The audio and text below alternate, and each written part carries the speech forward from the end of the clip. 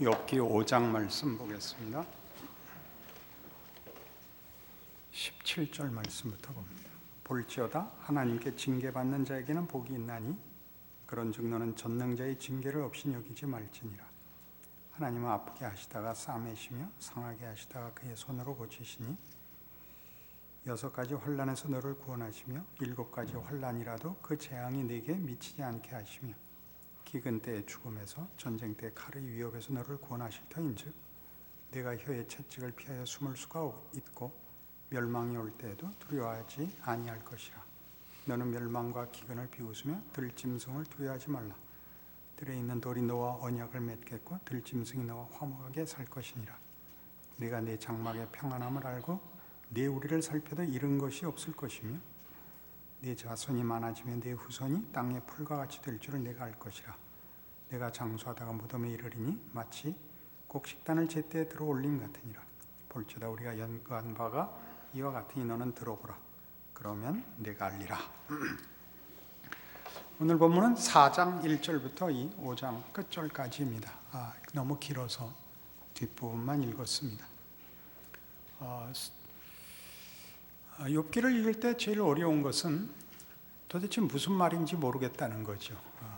다 옳은 말인데 그게 반복돼서 나오고 친구들은 계속 옳은 말을 하는데 욥은 계속 아니라고 우기고 끝에 가서 하나님이 욥이 옳았고 친구들이 틀렸다는 게 무슨 말인지 그게 우리에게 어렵습니다.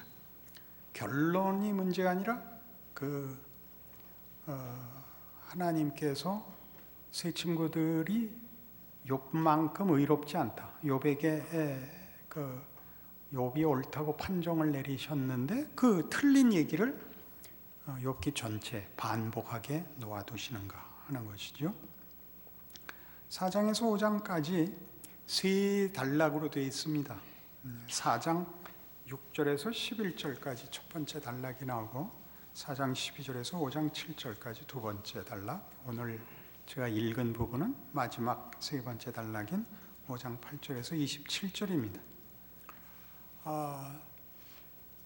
이 첫 번째 말을 한 사람이 그 세 친구 중에 엘리바스인데 우리가 지금 이해해야 되는 건 뭐라고 얘기하고 무엇을 근거로 하고 있는가 하는 두 가지입니다. 뭐라고 그러는 것인가 그리고 무슨 근거로 그 주장을 하는가 하는 것이죠. 이 4장 6절에서 11절까지 있는 첫 번째 단락에서는 하나님 통치 아래에서의 도덕적 질서의 견고성입니다. 하나님 통치 아래에 있는 세상의 도덕적 질서의 견고성. 6절 보시면 내 경외함이 내 자랑이 아니냐, 내 소망이 내 온전한 길이 아니냐, 생각하여 보라. 죄 없이 망한 자가 누구인가, 정직한 자의 끊어짐이 어디 있는가. 그러니까 도덕 질서가 하나님이 통치하시는 이 세상의 가장 견고한 질서다, 그렇게 얘기하는 겁니다. 악하게 굴면 벌을 받고 선하게 굴면 복을 받는 그것이 이 세상을 통치하시는 하나님 통치에 있어서 가장 견고한 질서다, 그 얘기를 하죠. 이것은 마치 뭐가 같으냐면 8절에 내가 보건대 악을 밭갈고 독을 뿌리는 자는 그대로 거두나니 라는 것은 농사 짓는 일에다가 이 도덕 질서를 이렇게 뭐라 그러죠? 치환해서라 그러나요? 그러니까 악을 밭갈고 독을 뿌린다. 그러니까 세상의 자연 질서를 봐라. 심는 대로 거둔다. 그 얘기예요. 심는 대로 거두듯이 도덕 질서도 심는 대로 거둔다. 그러니 착한 일을 해라. 악한 일을 하지 마라. 그렇게 얘기하는 것입니다. 그래서 우리 잘 아는 세 친구의 주장은 인과응보입니다. 인과응보. 보응의 원리라고 줄일 수 있습니다. 심는 대로 거두듯이, 그리고 열심히 한 만큼 거두듯이 도덕 질서가 그렇게 견고한 하나님의 통치와 질서로 세상에 서 있다. 그러니 씨를 뿌리고 농사를 짓듯이 선한 일을 행하고 하나님께 순종하라 하는 것입니다. 그래서 그 뒤에 10절 보면 사자의 우는 소리와 젊은 사자의 소리가 그치고 어린 사자의 이가 부러지며 사자는 사냥한 것이 없어 죽어가고 암사자의 새끼는 흩어지느니라. 갑자기 느닷없죠. 뭐냐면 약탈자는 결국 아무것도 얻지 못하고 늙어 죽어버리는 거 맞는 것이니라 라고 얘기하는 겁니다. 그러니까 남의 것 뺏고 힘으로 약탈해 가고 하는 것들은 당장에 대단해 보이지만 그거는 보상받지 못하는 일이다를 예로 들고 있습니다. 그래 놓고는 12절부터 4장 12절부터 두 번째 단락에서는 다른 얘기를 합니다.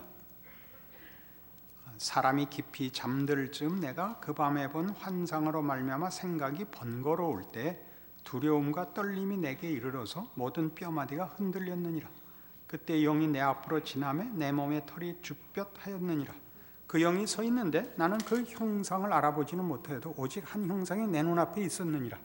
그때 내가 조용한 중에 한 목소리를 들으니 사람이 어찌 하나님보다 의롭겠느냐, 사람이 어찌 그 창조하신 이보다 깨끗하겠느냐.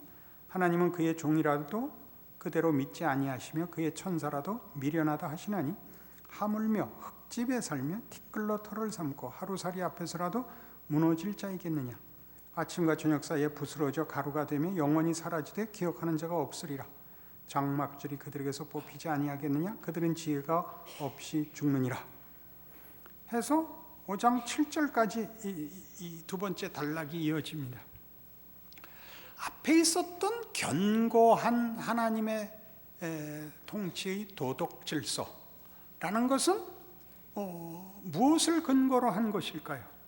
그것은 경험과 관찰 속에서 확인하는 것입니다.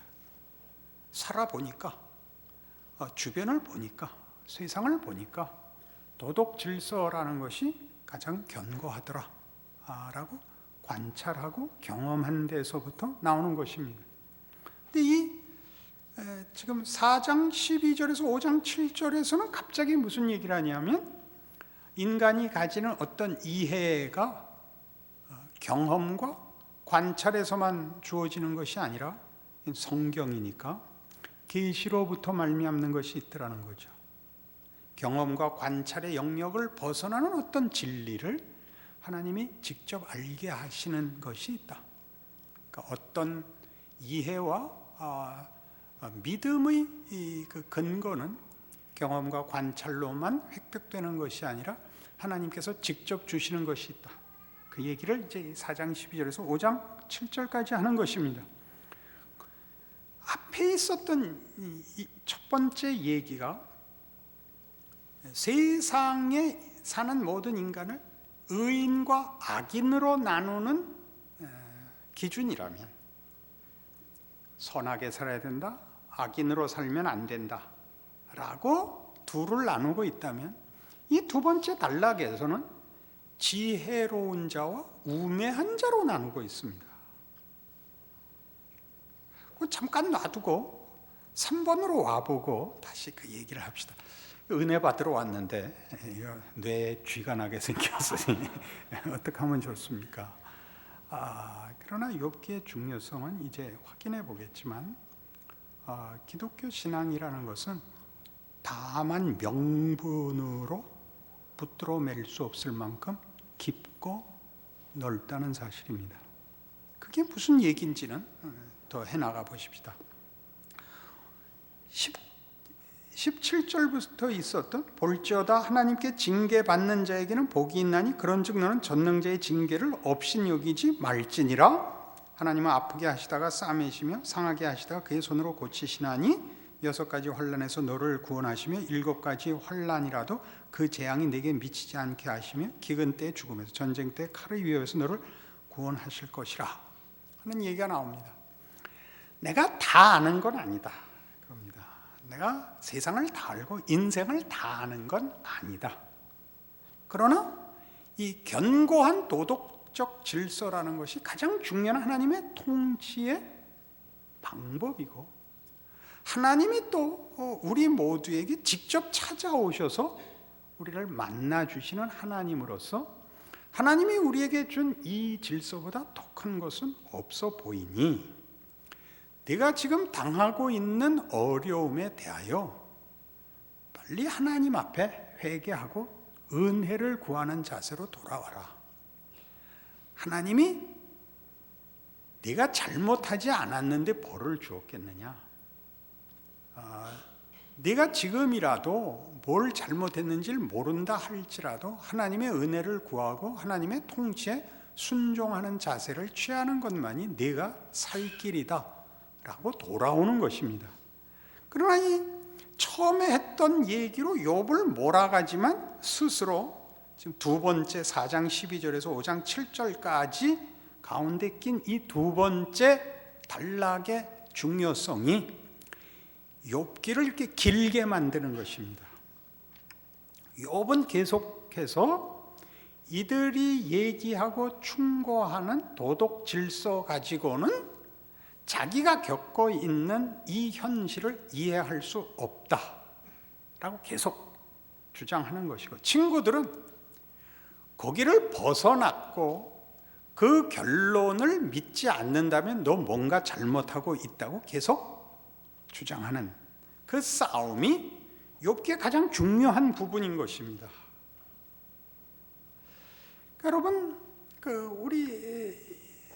제가 이제 아파 보니까, 평생 아팠지만 이제 더 아파 보니까 제일 섭섭한 게 뭐냐 하면 정답 얘기하는 사람이라 그랬죠. 목사님 이렇게 아프세요? 나도 몰라. 이렇게 이상하게 환절기가 되면 아파. 이 말하는 사람이 제일 미웠다고요. 욥의 세 친구 옆에 있는 거예요. 면역력이 떨어져서 그래요. 그건 맞는 말인데 아무 도움이 안 된다고요. 아무 도움이 안 된다는 말을 기억해 주세요. 내가 아픈데 그렇게 얘기하면 해결이 되질 않아요. 근데 그게 무슨 문제냐? 그 답을 하는 사람은 그것밖에 할 얘기가 없어요. 자기는 안 아프니까. 안 아프니까 말을 끝내려면 그렇게 얘기할 수밖에 없는데 그 말을 듣는 사람은 그렇게 넘어갈 수 없다고요. 이게 낫다니까요. 얼마나 아프세요? 고통스러우시겠어요? 이제 그 싸움이에요. 이제 욥의 답으로 가면 이제 금방 나오니까 우리 계속 지켜볼 거예요. 욥기를 다시 한번 그 맥락에서 보세요. 세 친구 하는 말이 틀렸다라고 얘기할 수 없는데 그들이 맞은 것도 없단 말이에요. 욥하고서서는. 욥은 시작을 어떻게 하죠?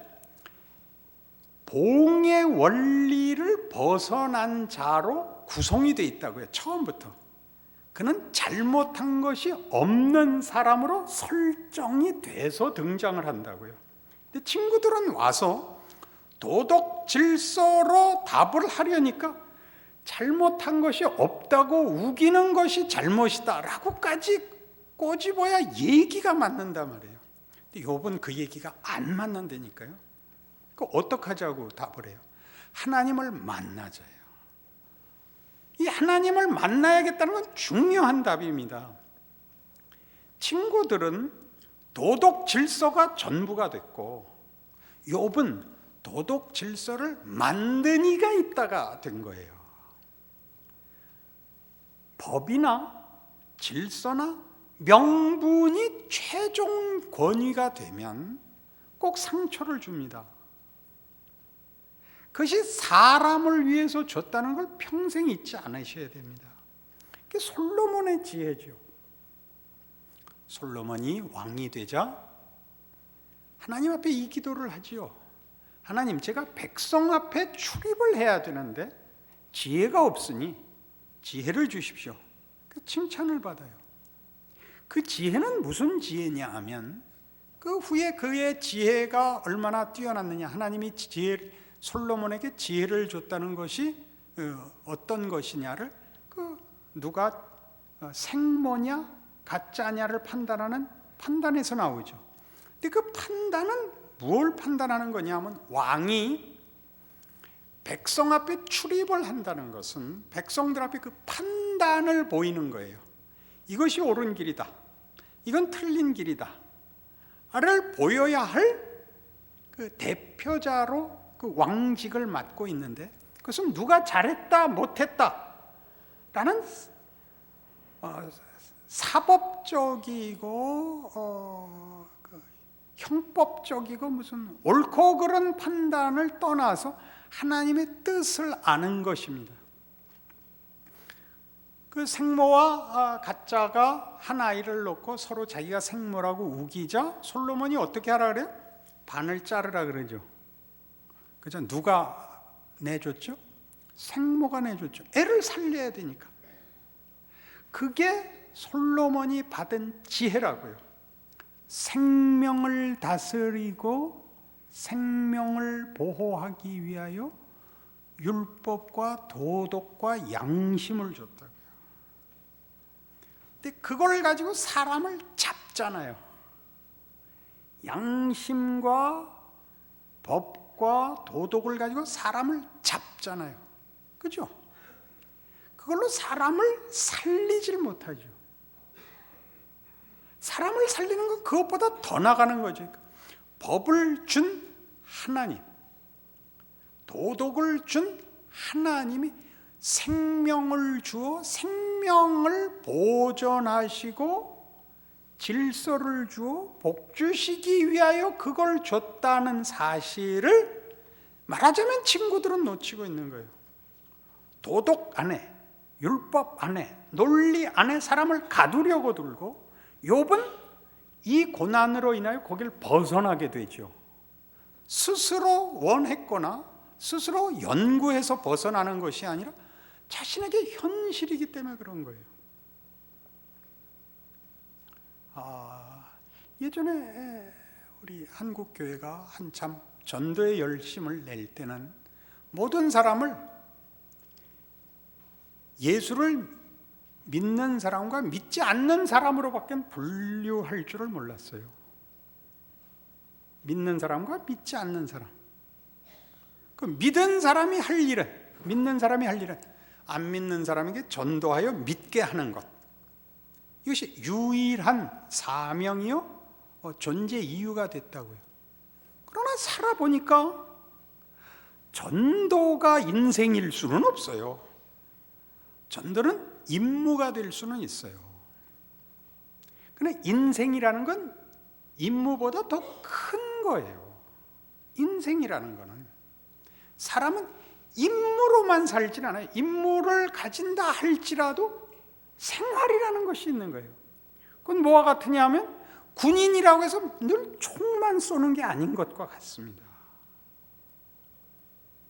한 인간이 되면 그에게 인생이라는 게 주어지고 세상에서 살고 현실에서 살게 되는데, 그 속에 너무나 많은 일들이 들어 있습니다. 여기서 말하는 많은 일들이라는 것은 생각하게 하며 헌신하게 하며 고민하게 하며 짐을 지게 하며 당황하게 하며 막막하게 하는 일들 말입니다. 우리가 어떤 대의, 유익이라는 것으로 한 사람의 인생관이나 무슨 가치나 보람을 삼을 수 있다고 해서 그것이 삶을 다 싸매는 것은 아닙니다. 우리가 역사상 가장 훌륭했던 사람들을 언급한다 할지라도 그 사람들이 그래서 그의 삶이 행복했다고 얘기할 수 있는 사람은 드뭅니다. 대표적으로 아브라함 링컨이 그렇죠. 링컨은 인류 역사상 훌륭한 사람 중에 하나입니다. 그가 행복한 인생을 살았느냐라고 묻는다면 그렇지 않다고 대답할 것입니다. 그는 많은 짐을 지고 살았고, 그래서 링컨은 웃는 얼굴이 없다, 이런 유명한 말이 있죠. 링컨은 근엄한 표정을 짓는 것이 아니라 그 표정을 보시면 막막한 표정을 짓고 있습니다. 그가 왜 훌륭했느냐 그러면 웃음을 희생했기 때문에 훌륭한 사람이 된 겁니다. 그러면 다 웃음을 희생하고 그렇게 살 수 있느냐? 그렇지는 못합니다. 그건 아브라함들만 하는 겁니다. 우리는 할 수 없습니다. 인생이라는 건 그렇게 간단하지 않습니다. 그런 걸로 링컨은 말이야 이렇게 갖다 붙일 수 없는 겁니다. 여러분, 인생을 살면서 제일 답답한 그 얘기 중에 하나가 뭐냐? 왜 훌륭하지 않냐고 화를 내는 사람이 제일 답답합니다. 훌륭한 건 특별한 사람 겁니다. 보통 사람 같이 살면 되는 겁니다. 왜 훌륭하지 않냐고 싸우자 그러면 참 답답합니다. 인생은 훌륭하면 자랑할 수 있는 것이지 행복한 건 아닙니다. 행복하다는 건 굉장히 사소한 데 있습니다. 이렇게 문득 찾아오는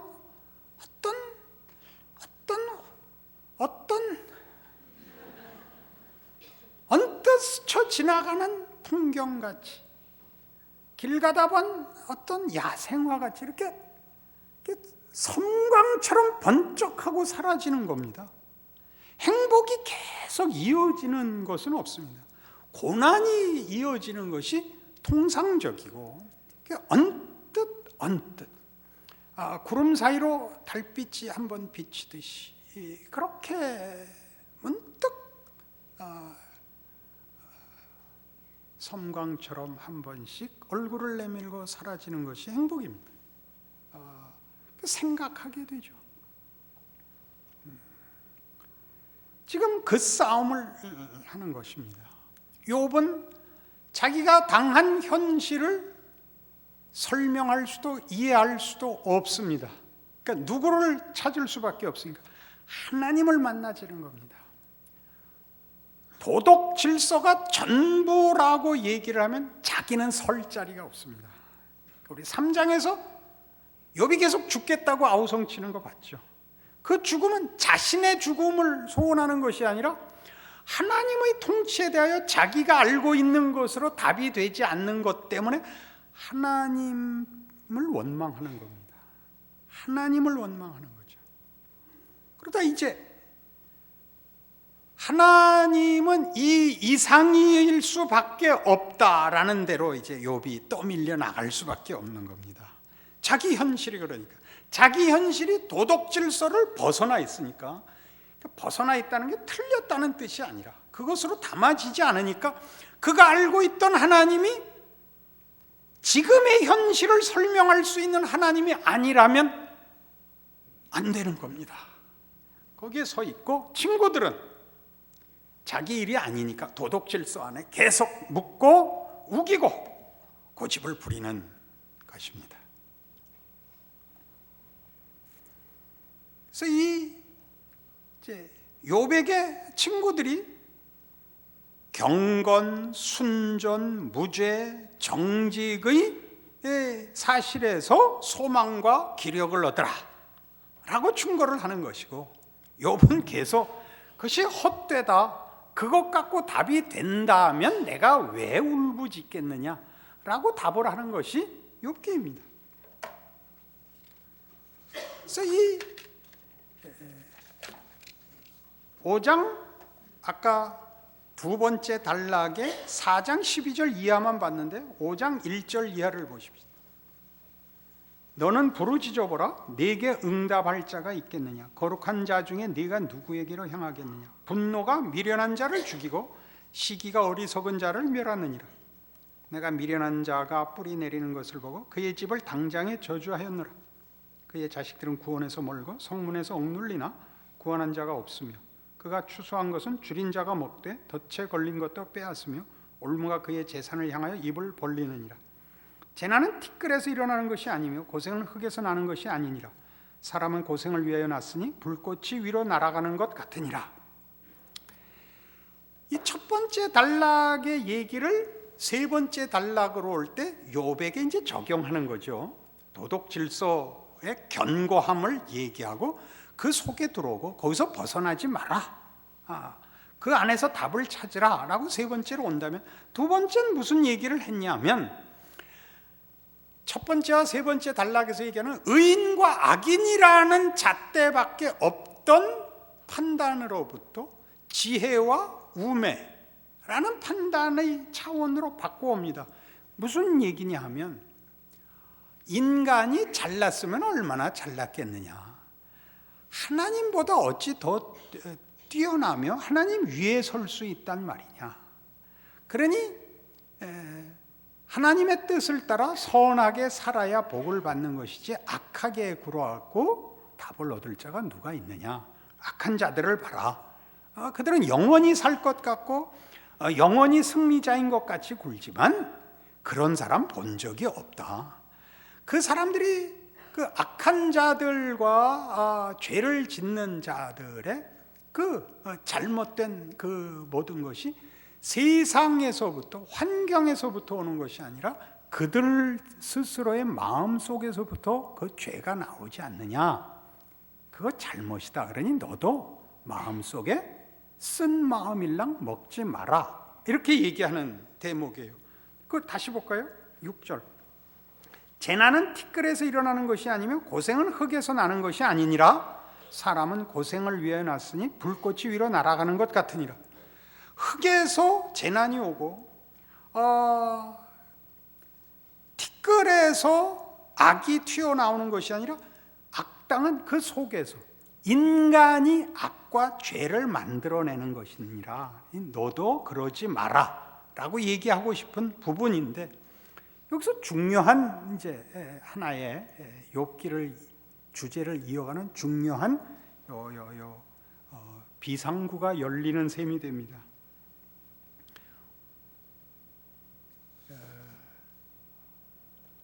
인간에게 재난과 악이 일어나는 이유는 인간이 가진 자유 때문이다. 그런 겁니다. 인간이 죄를 지을 수 있는 존재이기 때문이다. 그렇게 얘기하는 거죠. 의인은 하나님의 뜻에 순종하는 자고 악인은 하나님의 뜻에 불순종하는 자입니다. 그럼 우리 금방 이해하죠? 도덕적 질서 속에서 두 가지 구별법입니다. 지혜와 우매자를 논하자면 내가 이해가 가지 않는다고 해서 하나님의 뜻을 따르지 않는다면 내가 하나님보다 더 똑똑하다는 거냐? 말이 되지 않지 않느냐? 내가 이해가 가지 않을 때라도 하나님 앞에 순종해야 옳으니라.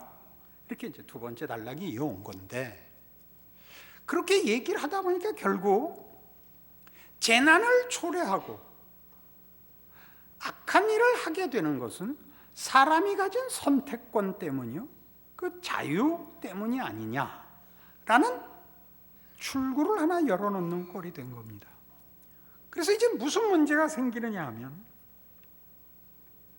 모든 인간의 경험은 하나님의 통치 아래에서 본인이 순종할 것이냐 말 것이냐에 달려있는 문제가 된다라고 하죠. 근데 그 순종하고 순종하지 않는 일을 하나님이 견고한 도덕 질서를 주신 것 같이 꽉 붙들어 선택의 여지 없이 통치를 하시지 않고 열어놓느냐 라는 싸움이 되는 겁니다. 현실이 착하게 살면 복받고 악하게 살면 벌받는 봉의 원리라는 대원칙 속에 있지만 살아보면 꼭 그렇지 않습니다. 착해야 되는 것이 아니라 악착 같아야 되는 겁니다. 착한 거하고 악착 같은 거하고는 그렇죠. 악착 같아야 되는 건 착한 거 아니죠. 착한 게 악착 같아야 돼. 우리 다 알잖아요. 착하면 안 돼. 착한 건 죄야. 현실을 살려면 그러죠. 그걸 왜 하나님이 열어놓으실까요? 그게 이제 욥이 묻는 질문의 중요한 단서가 됩니다. 우리 모두가 이제 하나의 마음에 이 성경이 제시하는 의문에 자신을 비춰보고 다음을 준비해야 됩니다. 여러분, 대부분은 이렇게 살지 않습니까? 뭐가 뭔지는 잘 모르겠지만 그냥 이렇게 살다가 죽어서만은 천국 가는 걸로 하고 도망은 못 가겠고 그러나 완전히 항복은 되지 않는데 그냥 이 정도면 됐지 뭐 어떡하라고. 여기에 많은 성도들이 자리하고 있을 것입니다. 애매한 자리에. 이걸 속 시원하게 해결할 수 있느냐? 할 수도 있을지 모릅니다. 욥기가 성경에 있으니까. 욥기의 주인공은 욥이잖아요. 세 친구가 아니라. 제목이 세 친구가 아니잖아요. 욥이잖아요. 욥은 지금 하나님의 견고한 도덕 질서에 대하여 불만을 표시하며 그것으로 답이 되지 않는다고 아우성치는 사람이고, 우리가 알고 있듯이 하나님이 욥이 옳았고 욥이 세 친구를 위하여 기도해야만 됐었다고요. 짠! 그런 생각이 들지 않으세요? 성경이 이런 일을 다루다니. 그럼 혹시 우리에게 희망이 있을지 모릅니다. 우리는 속 깊은 사람들을 칭하는 것입니다. 잘 모르겠다. 그냥 하나님께 난 맡기고 착하게 살다가 또 휩쓸렸다가 그러면 또 잘못된 것 같으면 기도하고 이렇게 살기에는 이제 우리가 좀 더 깊은 인간과 인생의 실존에 대하여 생각하고 답을 찾아야 될 만큼 한국 기독교도 자랐다고 생각합니다. 그러니까 이 시작이 여러분들에게 하나의 문이 되고 포기했던 어떤 답을 찾는 문이 열린 그런 내용이다라고 느끼시고 기도하시기 바랍니다. 기도하겠습니다. 하나님 아버지, 우리가 살아보니까 인생은 짧은데도 참으로 무시무시합니다. 거기에는 온갖 것이 다 있습니다. 희망과 꿈이 있고 드라마가 있고 배신이 있고 좌절이 있고 절망이 있고 의심이 있고 고통이 있고 갈등이 있고 막막하고 가슴이 저릿저릿한 그런 인생입니다. 그 모든 것을 붙들어 하나님이 하나님이시라는 사실을 인정합니다. 대강 믿고 대강 미루고 대강 타협하고 우리의 연약함을 인하여 그럴 수도 있지만 성경이 얘기하는 내용을 따라 더 깊이 하나님을 만나는 것, 하나님이 욥기에 허락하셨습니다. 그러니 이제 길을 찾아 하나님을 만나 하나님의 깊이와 넓이와 높이를 깨달아 우리의 짧은 인생 속에서 이루시는 하나님의 신비와 기적을 맛보는, 누리는 진정한 인간의 자리에 책임 있는 인생의 선한 축복도 주시옵소서. 예수님 이름으로 기도합니다.